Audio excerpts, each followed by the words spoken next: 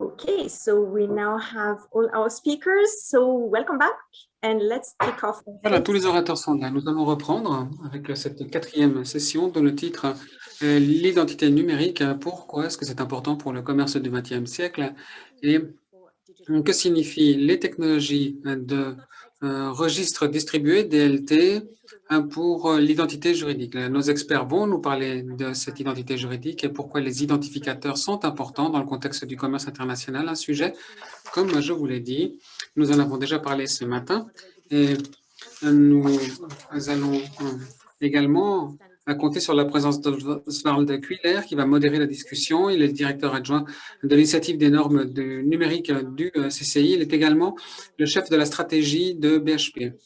Il a travaillé sur des initiatives telles que les chaînes de blocs, la documentation électronique dans le commerce, les données, les données analytiques et l'automatisation. Oswald, vous avez la parole.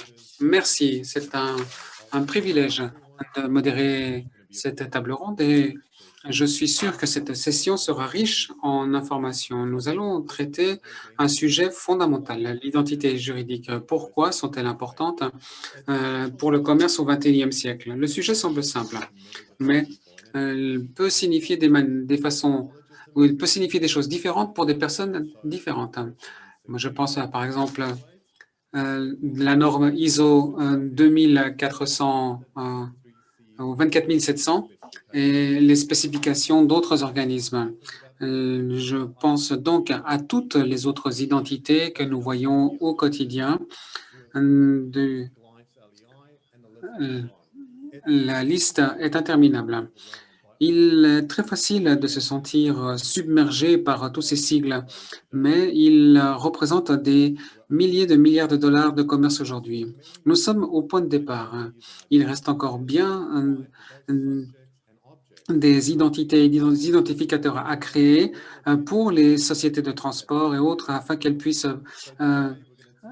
exploiter la valeur réelle du commerce dans le monde. Aujourd'hui, nous allons très rapidement analyser de quoi il s'agit, réfléchir à leurs valeurs. Nous allons aborder le panorama et sa diversité et enfin avoir un lancement, un appel, pardon, à l'action. Si vous avez des questions, n'hésitez pas à les poser en commençant par dire que c'est une question, comme ça c'est plus facile pour moi, et nous allons donc les présenter. Sans plus tarder, je vais vous présenter les orateurs. Chris Ballinger de Moby, qui se rejoint à nous aujourd'hui, Nadia Hewitt du Forum économique mondial. C'est un privilège de vous compter parmi nous, et Heinrich Wied Jensen de l'ATA. Merci beaucoup d'être venu, merci au public, posez des questions. Alors, allons-y. Je vais commencer peut-être, Henrik, par une première question. Du point de vue du public, l'identité numérique peut être complexe à comprendre, notamment dans toute sa signification. Est-ce que vous pouvez donner un aperçu général de ce qu'elle est et de ce qu'elle fait? Henrik. Merci, je vais essayer de le faire très rapidement. No, this is fine. Sorry. I mean, in Denmark, Au Danemark, l'identité numérique existe pour les citoyens et les gouvernements depuis plus de 20 ans. Et nous avons vu quelle est l'importance pour l'intégration du public dans notre société. Il est très complexe de voir quels sont les coûts de ne pas avoir les mêmes possibilités à l'échelon mondial. Et effectivement, cela implique des coûts et des risques pour tout le monde. Le but de mon exposé en 5 minutes est de vous présenter un aperçu général de ce que sont les signatures électroniques, l'identité numérique, et pourquoi est-ce que cela peut accroître l'efficacité du commerce mondial. Je dirais que sans cette signature, nous n'allons jamais pouvoir profiter pleinement de ces perspectives et de ces possibilités.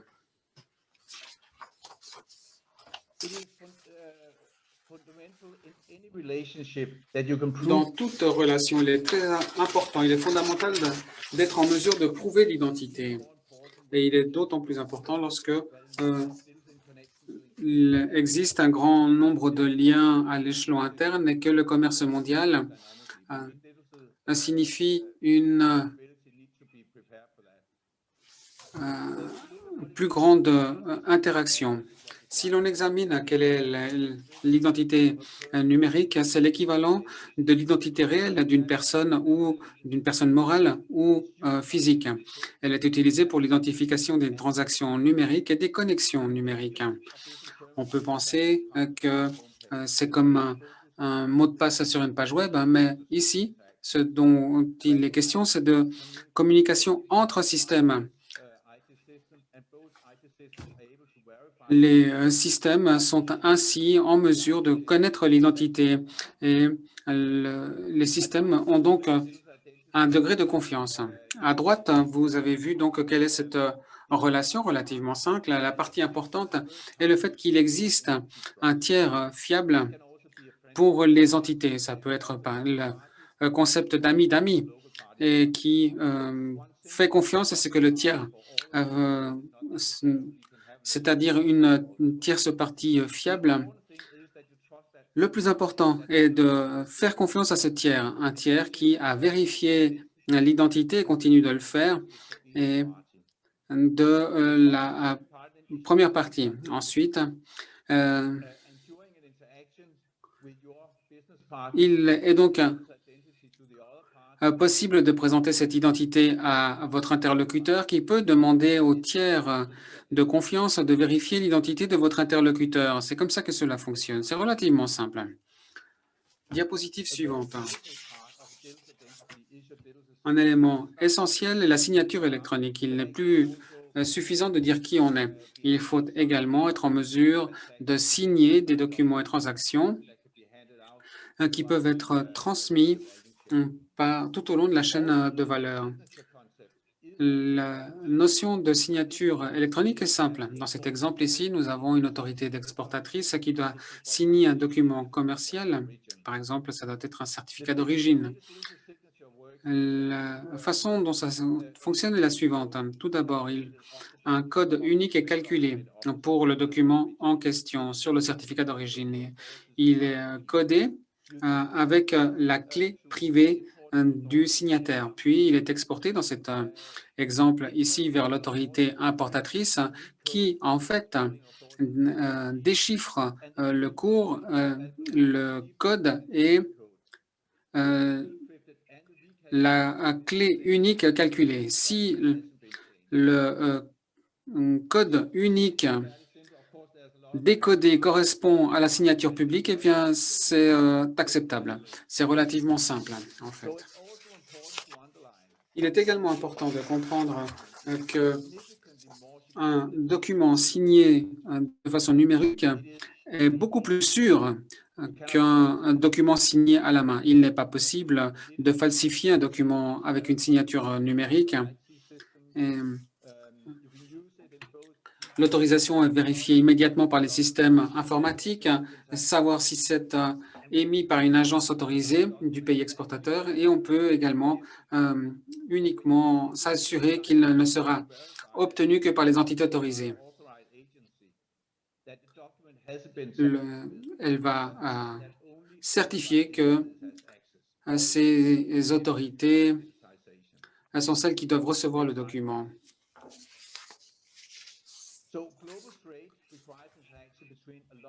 En fait, le commerce à l'échelon mondial exige une interaction entre les différentes parties. Par exemple,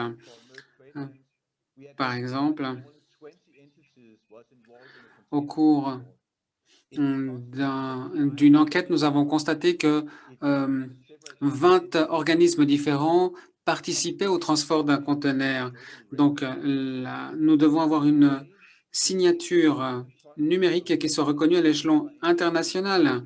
C'est la seule manière de faire en sorte de donner une visibilité de bout en bout au transport de marchandises. Prenons bien quelle est l'importance de l'identité numérique à l'échelon international. Comment pouvons-nous la concevoir? Et dans le document, vous allez trouver les détails. Nous avons identifié une série de principes qui permettent une interopérabilité mondiale tout en préservant la neutralité politique et la neutralité de la concurrence. J'énonce ici une série de principes qui sont complétés dans le document. En fait, il faut avoir la possibilité de déterminer à quel point vous vous fiez à cette signature numérique. On ne peut pas le confier à un tiers.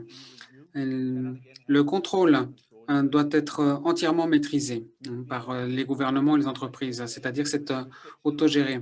Il faut accepter que des juridictions indépendantes dans le monde puissent décider dans quelle mesure elles font confiance aux identités numériques et que le coût de participation est limité.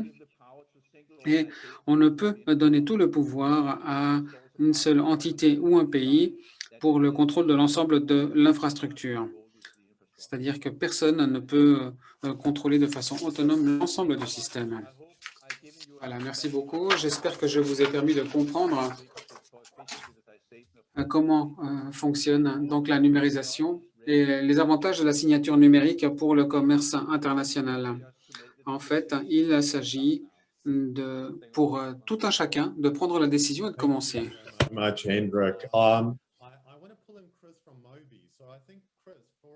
Chris, pour certains, il est facile de réfléchir à l'identité, société et d'établir une corrélation entre les deux.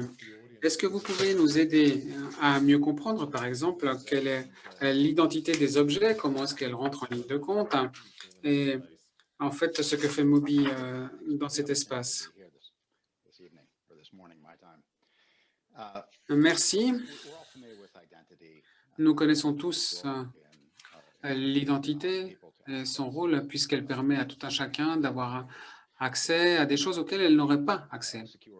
Cette identité personnelle qui donne accès, par exemple, à la participation à l'économie, à des activités commerciales, l'accès à sa propre, à ses biens et à sa propriété et au capital humain. C'est relativement simple. Les choses qui ont des identités donnent un ancrage à des données qui ont une très haute valeur et qui permettent de régler le problème de l'asymétrie de l'information sur le marché, ce qui entrave l'efficacité des marchés et lui retire de la valeur. L'identité numérique peut en fait donner davantage de valeur à quoi que ce soit. Par exemple, les NFT, c'est-à-dire les tickets non fongibles, ont des attributs et des actifs qui peuvent être utilisés. Nous avons vu par exemple avec les bitcoins, mais tout en fait peut recevoir une identité juridique numérique et lui donner de la valeur.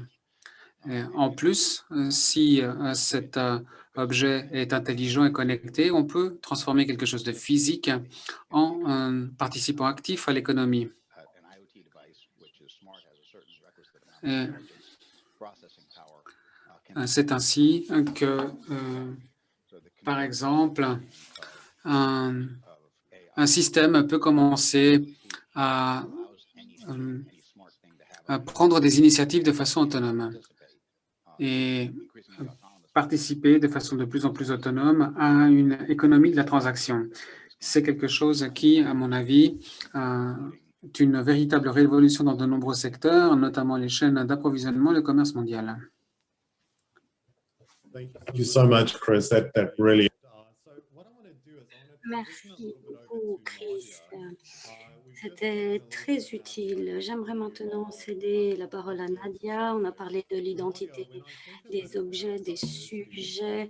Nadia, quand on pense à la diversité des publics que nous avons aujourd'hui, nous avons des décideurs politiques, des responsables commerciaux, des entreprises. Maintenant que nous savons ce qu'est l'identité, pourriez-vous nous indiquer pourquoi cela est important? Qu'est-ce qui est important dans l'identité? Qu'est-ce qu'ils peuvent en tirer? Merci Oswald. Bonjour à tous. Toute la semaine dernière, nous avons vécu la réalité de la perturbation aux chaînes d'approvisionnement mondiales. Je vous parle bien sûr du navire qui entravait le canal de Suez.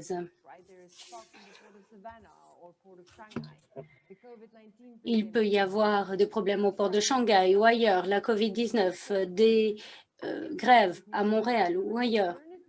Les exportateurs, importateurs ont besoin de pouvoir se fier à des alternatives.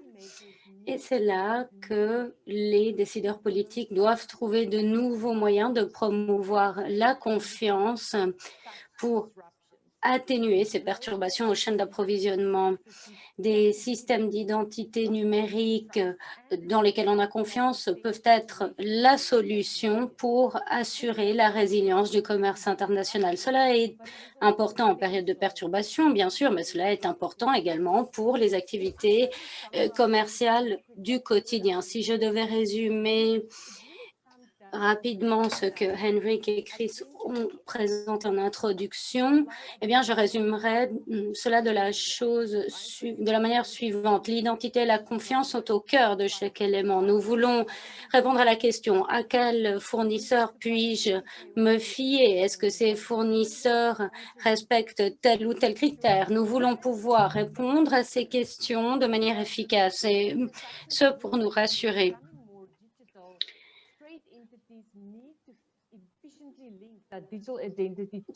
Alors que l'on devient plus numérique, il faut établir ces liens et alors que les décideurs politiques et les responsables commerciaux repensent les processus et les accords commerciaux pertinents pour la vérification de l'identité numérique, je crois que la question, puisque nous sommes un forum qui est consacré aux chaînes de blocs, la question est que peuvent apporter ces chaînes de blocs aux PME ?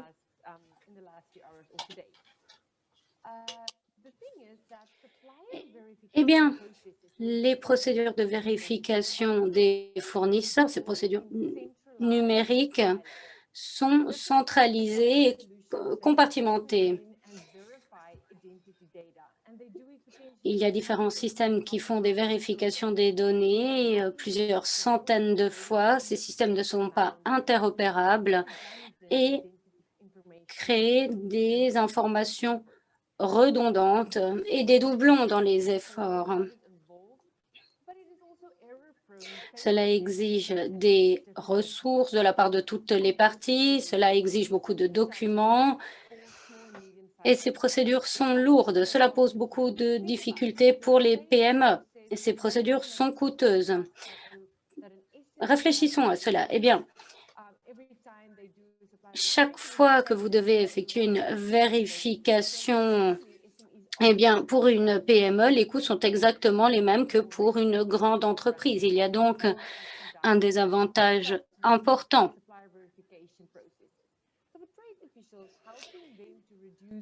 Par conséquent,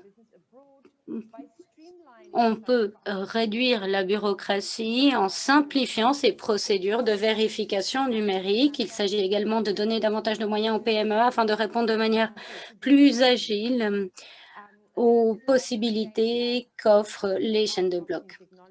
L'avènement de ces technologies des chaînes de blocs a ouvert de nouvelles possibilités pour repenser ces systèmes d'identité numérique. Avec ces chaînes de blocs qui ont des caractéristiques de synchronisation et qui ne peuvent pas être falsifiées, permettent de mieux gérer les renseignements, contrairement aux bases de données traditionnelles. Avant tout, je dirais donc que l'amélioration des systèmes d'identité numérique est essentielle pour aider les PME. Merci beaucoup, Nadia. Ce que vous nous avez indiqué est extrêmement utile. Alors, pour consolider ce que vous venez de dire, j'aimerais me tourner une nouvelle fois vers Henrik. Nadia a mentionné la question des coûts. Quel est votre avis du point de vue de l'entreprise? Pourquoi est-ce que les responsables d'entreprise devraient s'inquiéter de cette question de l'identité numérique? Je dirais qu'il y a 3 ou 4 éléments. Économiser au niveau des coûts, du temps et des risques. Et puis, il s'agit également de rester compétitif. Prenons la question des coûts. Un rapport McKinsey a indiqué que l'on dépense 2 à 3 milliards sur l'identification. Le fait de ne pas devoir enregistrer les identités dans de nouveaux systèmes permettrait d'économiser beaucoup d'argent et accroîtrait la sécurité. Vous avez votre identité et votre signature numérique en un seul et même lieu. But this is similar numbers for anyone else involved in global trade. This is a considerable hidden trade costs, as Nadia Ce sont des coûts des échanges cachés qui sont significatifs et qui peuvent être supprimés. Si on regarde la question des délais, instaurer une identité pour un nouveau client peut prendre des semaines ou des mois parce que vous devez vérifier que c'est la bonne entreprise ou la bonne personne. Avec ces systèmes, vous pouvez le faire immédiatement. Vous intégrez cela dans un écosystème. Quand on parle de risque, eh bien, cela signifie qu'avec ces systèmes, vous savez que l'identité qui vous est présentée est protégée par des systèmes de pointe. Cela vous protège et cela protège vos partenaires commerciaux. Vous ne devez pas vous fier à vos partenaires commerciaux pour vérifier les identités. Vous pouvez vous fier à votre propre identité.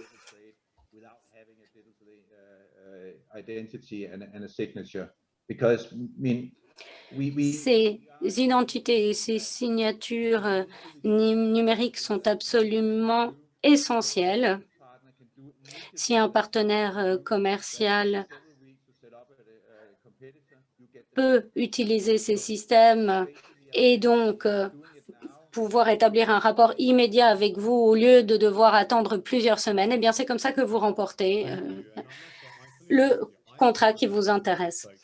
Oui, je suis tout à fait d'accord avec vous. Je ne sais pas comment les entreprises peuvent rester concurrentielles si elles ne disposent pas de ces systèmes.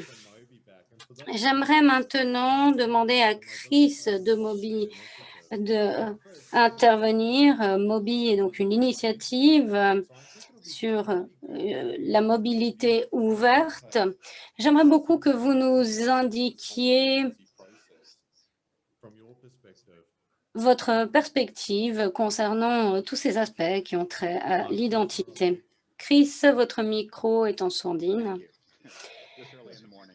Voilà, il est très tôt le matin ici.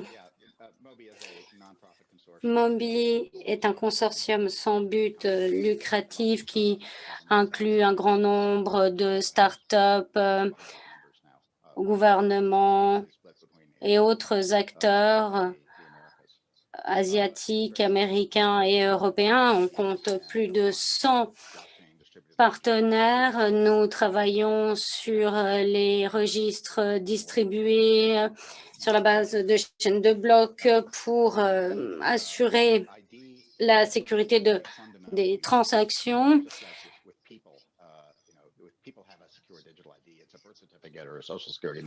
L'idée est de procéder de la même manière que pour les personnes. Chaque personne a un certificat de naissance avec une identité bien claire.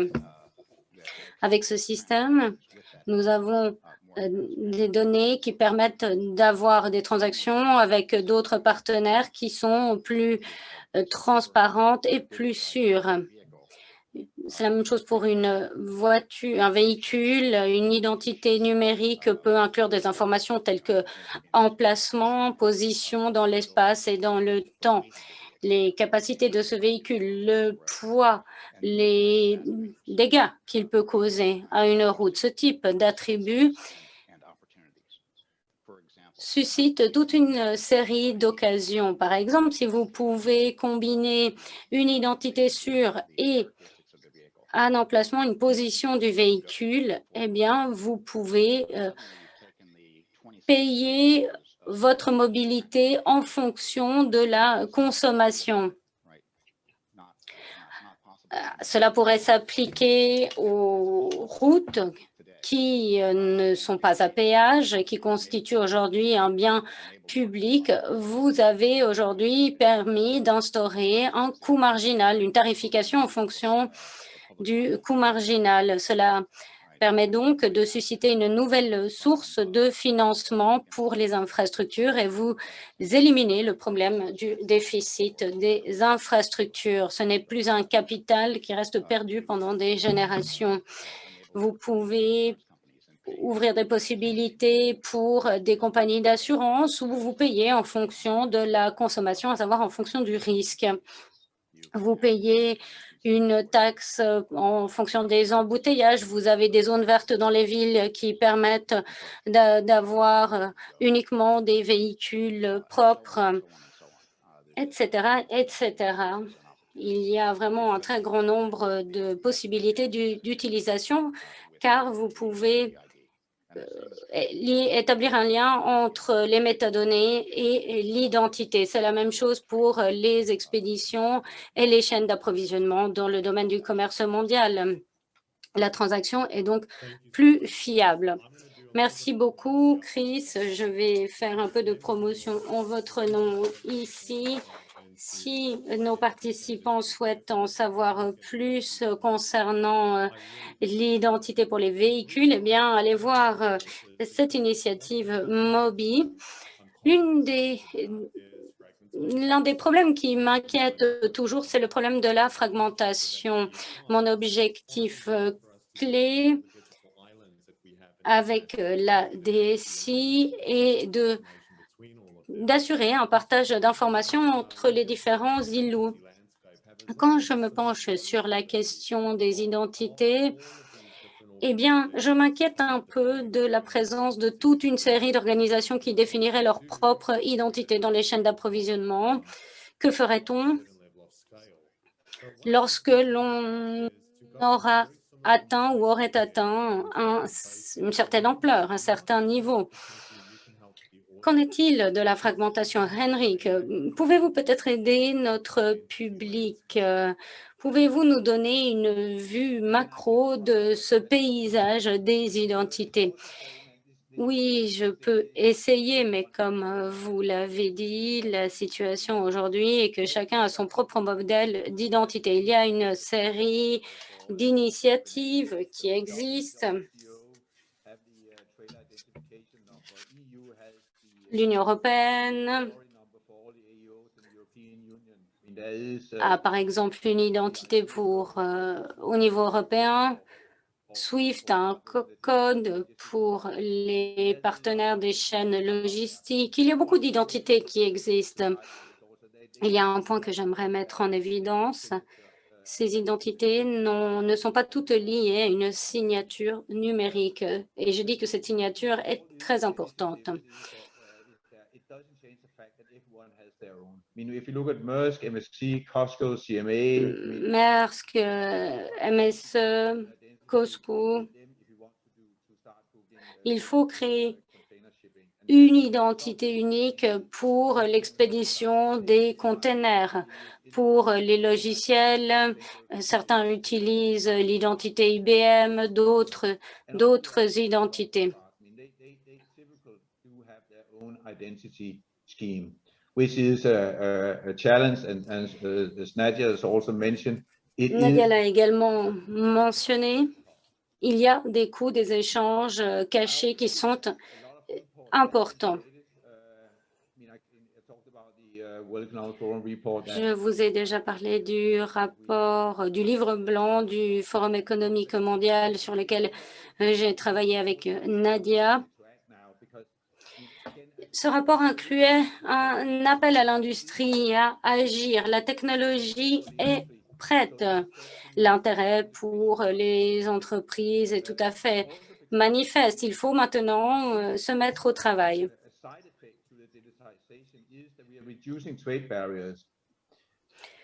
L'un des effets de la numérisation est la réduction des obstacles au commerce.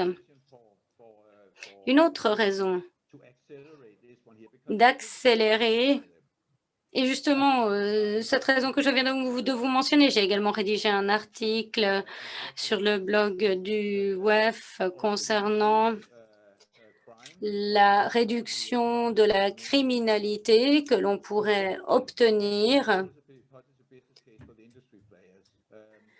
grâce à la numérisation. J'ai déjà mentionné la question des risques, des coûts, du temps, les avantages.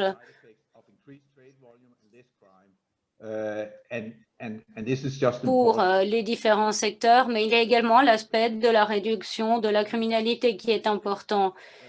Nous avons besoin de jeter des ponts entre les initiatives. La technologie est prête et il suffit de le faire.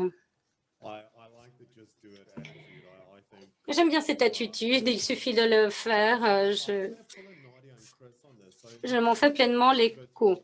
Nadia, je vais maintenant me tourner vers vous. Du point de vue d'un décideur politique, quel est votre point de vue? Que faut-il prendre en compte lorsque l'on réfléchit à une identité pour un pays, pour une région? Quel est le risque du paysage très diversifié que l'on a actuellement? C'est une excellente question. De quoi devraient tenir compte les décideurs politiques aujourd'hui? Eh bien, d'abord, je crois qu'ils doivent regarder au-delà du secteur du commerce, voir ce qui se fait ailleurs. Ce n'est pas un aspect qui se limite au commerce. La confiance est essentielle pour tous les secteurs. Les décideurs politiques d'autres secteurs comprennent certains de ces aspects et ont déjà franchi des étapes supplémentaires. Prenons le monde des voyages, par exemple, les mots de passe numériques pour les voyageurs physiques. Comment pouvons-nous, par exemple, inclure des informations de santé à une identité numérique? C'est la même chose pour le commerce. Vous avez une identité numérique dans laquelle plusieurs pays ont confiance et qu'ils partagent. La numérisation des documents peut être incluse. On peut ajouter toute une série de documents. Est-ce qu'il y a une licence d'exportation qui est disponible? Est-ce qu'il y a une franchise de droit qui s'applique? Au lieu de transmettre la documentation de manière séparée, imaginez un monde où vous avez confiance dans cette identité et où vous pouvez mutuellement vérifier ces informations en toute confiance. On peut joindre toutes ces informations à cette identité numérique. Un autre exemple qui a été indiqué dans le chat, il y a la question de l'identité juridique. De quoi s'agit-il? Eh bien, après la crise financière de 2008, les organes de régulation au niveau mondial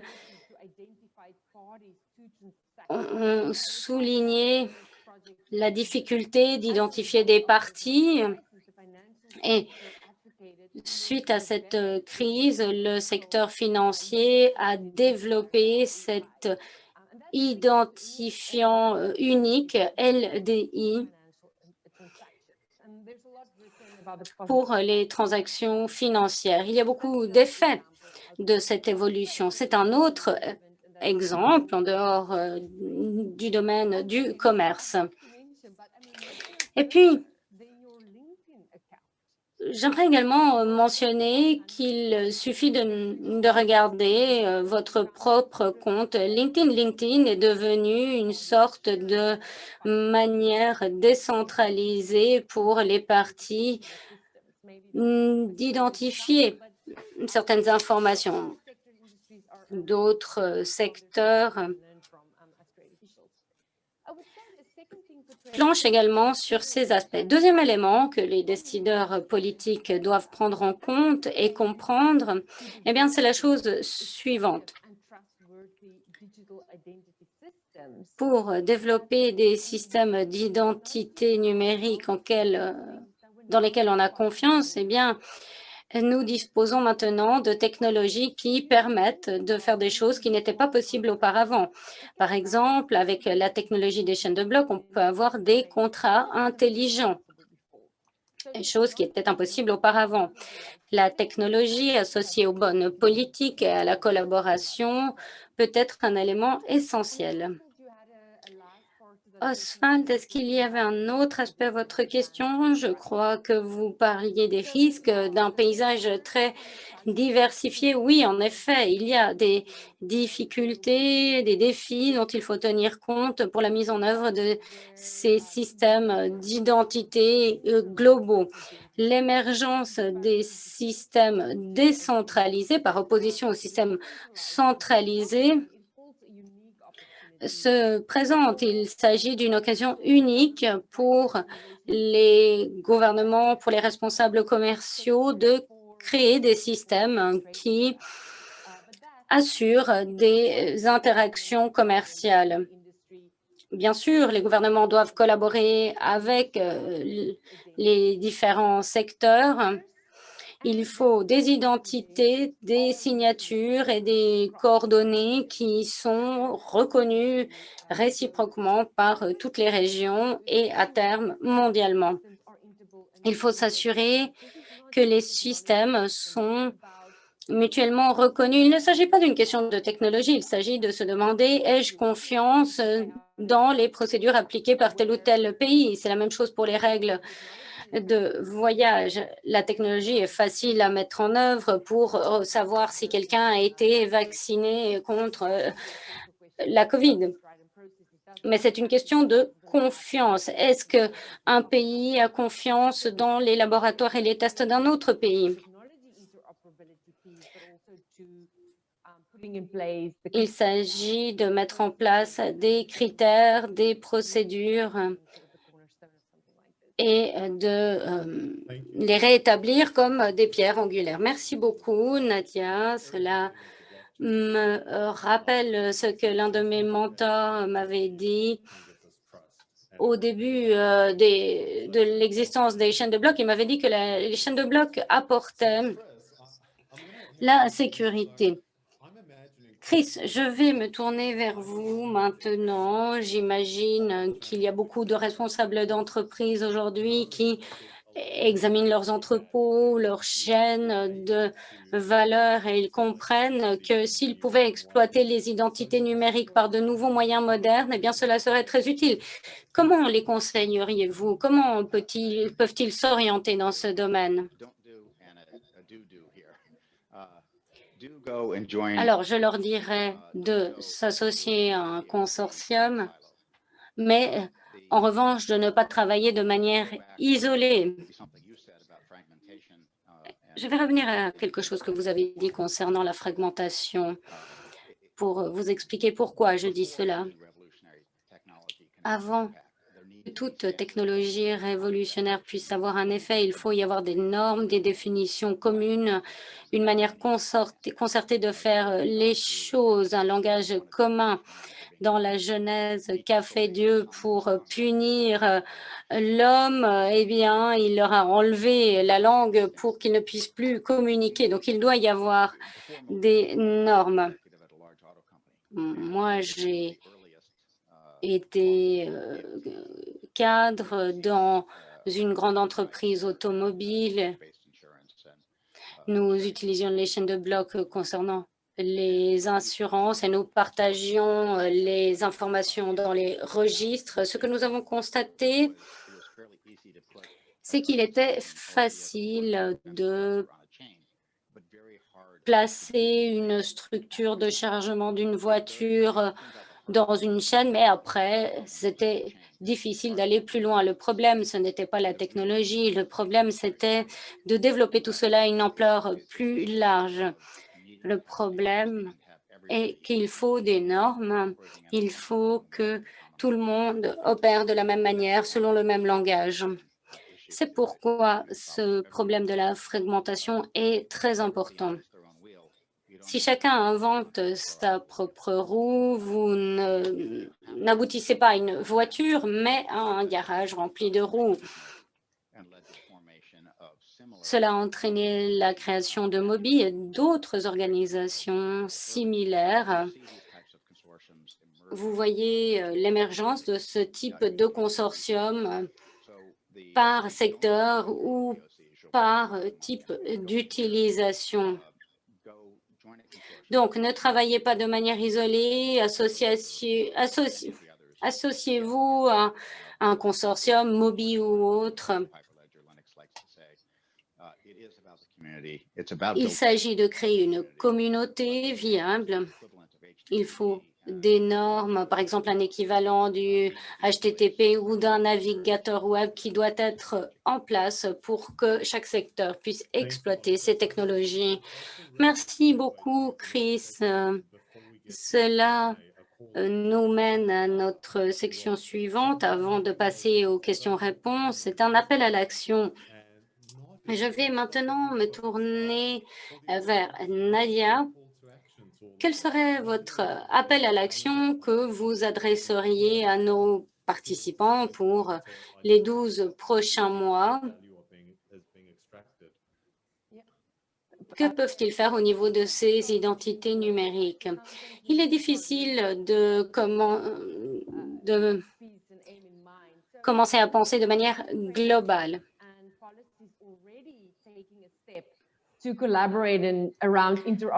Certaines politiques prévoient déjà une collaboration sur la base de différents accords commerciaux régionaux. Par exemple, en Asie, on a un accord, le DIPA, je crois qu'il s'appelle, qui inclut différents aspects liés à ces identités. Le DIPA inclut donc toute une section qui porte sur ces identités numériques. L'un des objectifs clés est de faciliter le commerce numérique. Les dispositions de cet accord se concentrent sur l'interopérabilité et le niveau de protection. C'est une excellente première étape dans la bonne direction. Je crois que cet accord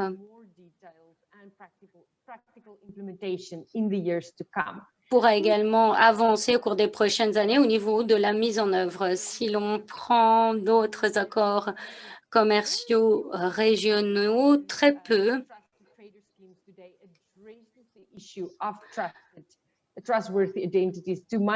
abordent la question des identités dans lesquelles on a confiance. Je dirais donc qu'il s'agit de jeter des ponts entre différents systèmes nationaux d'identification. De nombreux pays et secteurs, et Chris l'a dit, disposent déjà de systèmes d'identité à disposition qui aident à avoir plus de confiance dans la gestion des identités. Ces structures devraient pouvoir exploiter ces systèmes qui existent déjà. Et je crois également qu'aujourd'hui, nous commençons à peine à voir les effets liés aux identités décentralisées.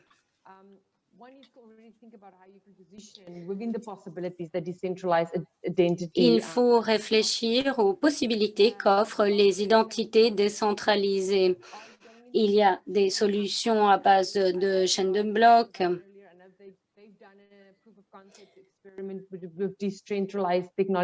Nous avons déjà eu des expériences avec des preuves du concept. Cela pourrait aider à s'écarter de cette approche compartimentée pour s'approcher d'une approche standardisée.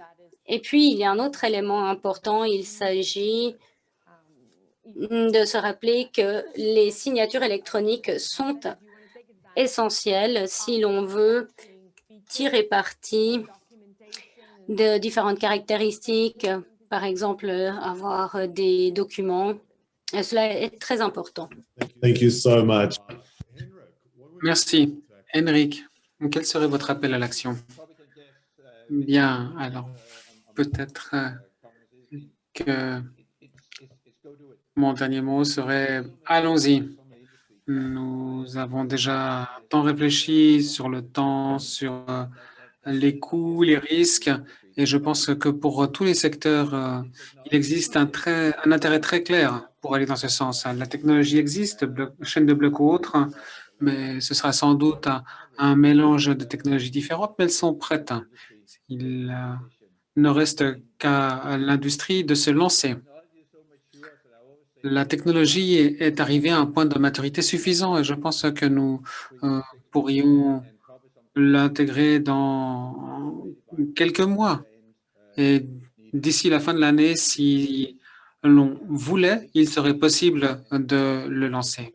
Tout ce qu'il faut faire, c'est prendre la décision et aller de l'avant.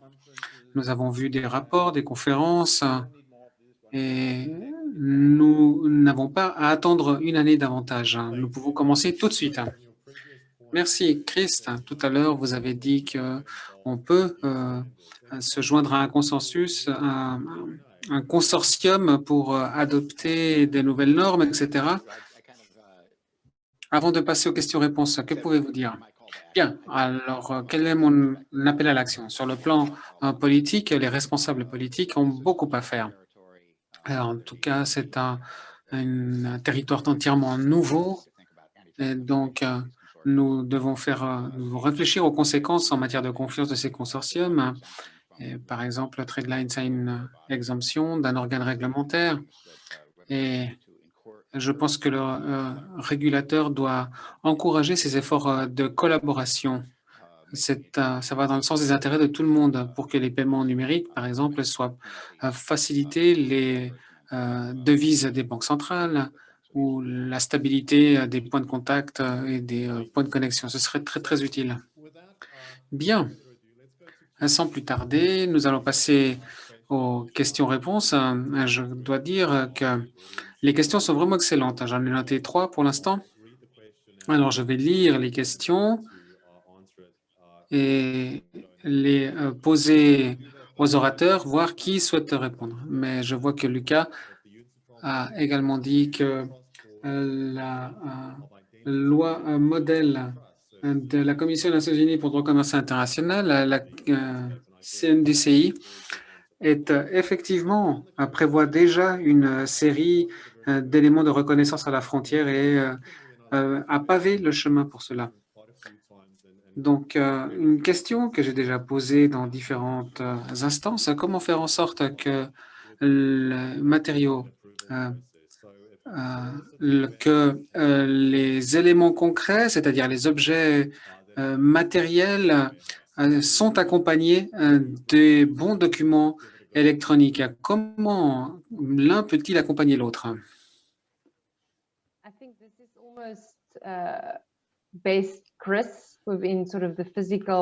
Je pense que Chris nous en a parlé tout à l'heure. avec l'identité numérique. Très bien, Chris. Bien, je vais essayer.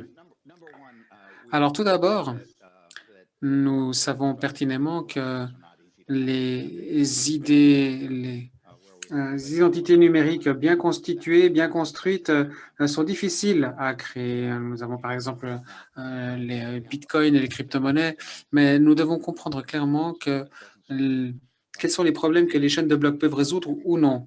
La chaîne de blocs ne signifie pas que l'on peut avoir confiance dans toute l'information, mais on peut faire confiance à l'historique et à la provenance, hein, c'est-à-dire de montrer s'il a vérifié tout le cheminement. Ce que les chaînes de blocs font, c'est une identité pour un monde décentralisé. À l'heure actuelle, ce monde décentralisé, en fait, est un mélange de centralisation et décentralisation, et Internet, à son origine, est en fait l'ajout d'identité numérique centralisée sur un monde et un système décentralisé. Et nous constatons que des problèmes se posent. Par exemple, je crois que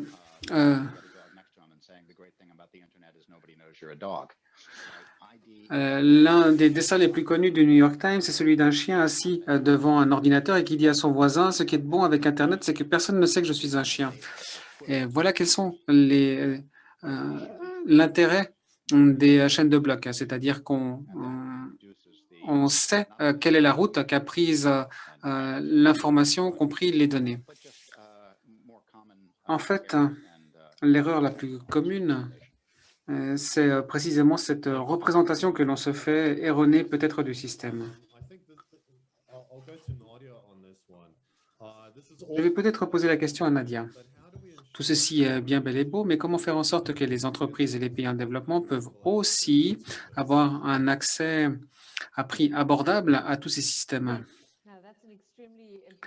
Effectivement, la question est fondamentale.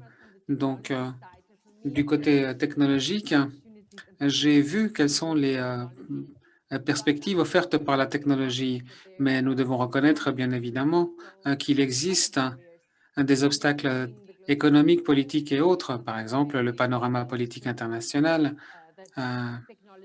La technologie et la politique ne peuvent pas tout régler. Il faut tenir compte des intérêts économiques et tout le monde n'a pas en tête le souci de l'équité des écosystèmes. Alors peut-être que sans vouloir nier certains obstacles ou défis, certaines des technologies les plus novatrices sont appliquées dans les marchés émergents. Et ils ont la possibilité, en fait, de sauter des étapes. Par exemple, l'Afrique avec la téléphonie mobile et les paiements mobiles. Il faut, je crois, profiter pleinement de ce que peut nous offrir la technologie, ce qui est de plus intéressant. Par exemple, la capacité de transmettre des contrats qui sont juridiquement contraignants. Et il existe des techniques qui préservent précisément la sécurité grâce aux chaînes de blocs. Et nous passons à des systèmes plus fiables et qui sont moins vulnérables aux facteurs humains évolutifs. Les données peuvent être chiffrées et n'être déchiffrées que par les parties autorisées. Donc, le cryptage et l'anonymisation des données peut être aussi quelque chose d'utile et qui évite tout détournement en dehors de ce système d'identité juridique. La politique, par exemple, est importante pour tenir compte des intérêts économiques qui ne sont pas toujours ajustés au panorama global. Merci, c'est très utile. Je vais peut-être poser une dernière question. Et J'ai l'impression que la boucle est bouclée avec Henrik. L'une des questions que nous avons ici est la suivante. N'en sommes-nous pas au point où les normes, il serait possible d'élaborer des normes acceptées à l'échelon international? Je me rappelle par exemple de la première diapositive que vous nous avez montrée. Que pouvez-vous nous dire? La question, je la répète, est-ce que les normes, est-il possible d'élaborer des normes internationales qui soient acceptables et acceptées? Mais c'est le cas déjà, nous dit Henrik. Mais je pense qu'il faut poursuivre sur la voie de la normalisation et je pense que la façon dont ça fonctionne, c'est qu'il n'est pas nécessaire d'avoir une double identité. Par exemple, au Danemark, nous avons déjà notre identité numérique pour le gouvernement et les entreprises. Ce sera le cas dans d'autres pays, mais il faut une couche en fait qui connecte tous ces éléments à l'échelon international et utiliser par exemple le code GS1 ou autre, c'est-à-dire c'est la partie importante. Il s'agit donc de connecter les différents régimes d'identité numérique. Et c'est là où les choses seront importantes et difficiles. Si l'on veut, par exemple, qu'une identité ou qu'une partie qui émet cette identité, où doit être située cette partie? L'Europe, les États-Unis, la Chine, l'Afrique. Et je pense que cela risque de poser énormément de défis, en tout cas de réflexion. Et il s'agit en fait du concept de l'ami de l'ami. Si celui de qui vous vous fiez doit vérifier que tel ou tel pays a une bonne manière d'émettre des identités numériques, alors je lui fais confiance aussi. Et j'ai parlé également des différentes juridictions nationales. Peut-être on fait confiance à un pays voisin et peut-être que on ne se fie pas forcément d'un autre pays sur un autre continent. Et c'est à vous de décider ce que vous voulez faire. Est-ce que vous souhaitez revenir au contrôle manuel, au bon vieux système sur papier? Et c'est à vous de décider. C'est à chaque juridiction de décider la confiance qu'elle souhaite accorder à tel ou tel. Si on attend que tout le monde soit d'accord, ça va prendre beaucoup de temps. C'est frustrant parce que il n'est pas nécessaire d'attendre si longtemps. Nous avons des technologies qui nous permettent, par exemple, de maîtriser notre propre identité. La juridiction nationale prend les décisions et que vous décidiez quelle est la confiance que vous accordez à qui, plutôt que d'essayer que tout le monde se mette d'accord autour de quelque chose, ce qui risque de prendre vraiment très, très longtemps. Je pense que nous devrions commencer tout de suite avec quelque chose qui fonctionne et qui permet de réduire le temps, les risques et les efforts sur le commerce mondial. Merci, merci beaucoup à tous les orateurs qui ont participé à ce débat. Merci Nadia, Chris et Hendrik. Je pense que ça nous a donné une bonne idée de ce que sont les identités juridiques, quelle est leur valeur, et peut-être aussi un aperçu de la question de la fragmentation et l'appel à l'action, c'est-à-dire n'ayez pas peur, allez de l'avant, participez, comme disait Nadia, dans le cadre des accords commerciaux qui existent déjà. Chris, par exemple, les normes ont déjà ouvert la voie et Henrik, par exemple, n'attendons pas et allons-y. Il ne s'agit pas uniquement de technologie, nous avons les blocs de chaîne qui fonctionnent, nous pouvons aller de la voie, mais sur une note finale, sur le plan juridique, lorsque l'on passe aux identités, il existe cette loi, un modèle pour la reconnaissance à la frontière de la CNUDCI. Et ce sont donc des éléments du puzzle qui existent, il suffit maintenant de les compléter. Merci et je rends la parole à Emmanuel. Merci Emmanuel. Merci beaucoup. Merci à tous pour ce débat très intéressant sur la question des identités numériques. Nous allons avoir une petite pause maintenant et nous allons nous retrouver dans une demi-heure, ce qui va nous laisser du temps pour que les autres orateurs se joignent à nous et quelles sont les actions politiques qui devraient être adoptées pour que la numérisation soit une réalité afin de connecter les îlots numériques entre eux, etc. Bien. Je vous donne donc rendez-vous dans une demi-heure, c'est-à-dire à 5h moins le quart, heure de Genève.